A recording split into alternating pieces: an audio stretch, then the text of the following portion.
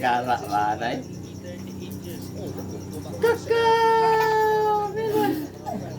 O sige, gitik.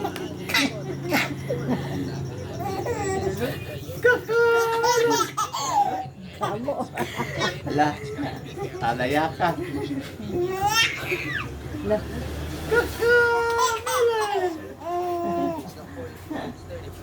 Awak mo.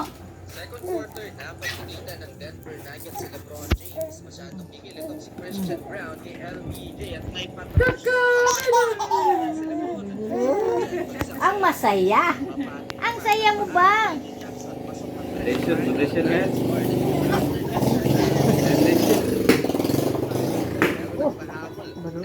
Si Christian Brown at kinailangan ni James. Miskal masyadong Limosin ko, kumilo. Etong si Jamal Murray naman Pwede mag-shirt dito eh. ng Lakers. So kumilan nila lahat. LeBron James nag-stare down ng harapan. Si Mami.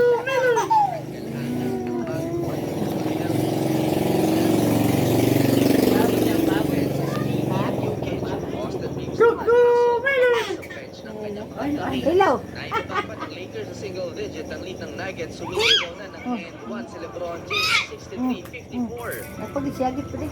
Start of second half, 4 quick points ginawa ng LA Lakers na matawag agad ng timeout si Coach Pag Mike magluka. Hindi na Luka ka na si nakapagangas Nadla. pa sa third quarter si Jamal Murray nag-lockdown siya ni LeBron. Christian Brown tanggal angat Si Edman. Paano lagi na niya? Kung naman ganyan po kapag... ng si mga idol ng Nuggets ng possession na yan kumanti si LBJ sumabay pa ang tatlo pero nagpahabol ng siko